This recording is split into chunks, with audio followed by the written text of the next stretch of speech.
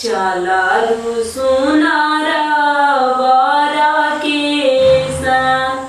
कटोर रे कटोरे आमा दूधा वाह पियावाली अवरी खियावली दूधा हो भात अवरी खियावली दूधा हो भात दूधावा केने कीना ना दिया लू हो बेटी चललु सुनार बर केसा चललु दुलरुआ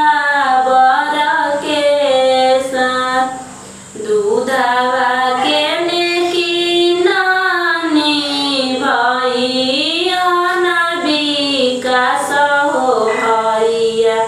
उहे भैया लई है दीनावा पार उहे भैया लई है दीनावा पार दूधावा केने कीना ना दिहा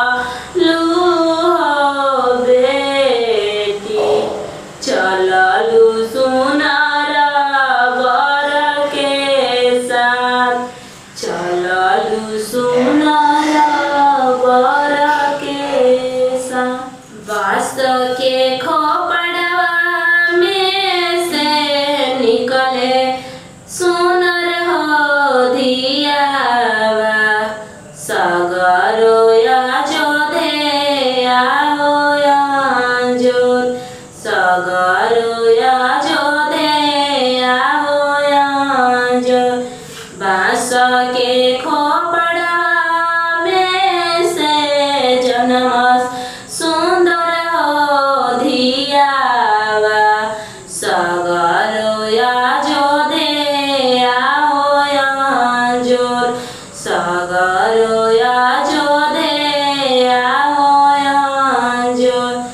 जब हम जनती की धिया कखी हो जमी है प्रभु जी से रहीती हो छवि प्रभु जी से रहीती हो छवि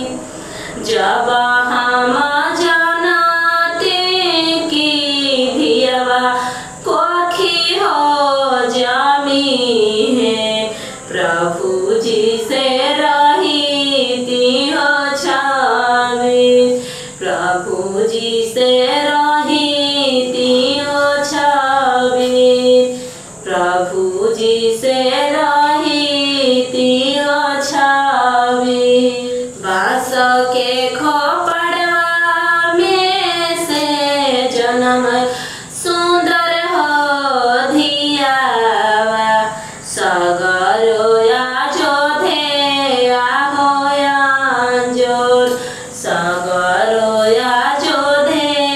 आओ याजोर जब हम जनती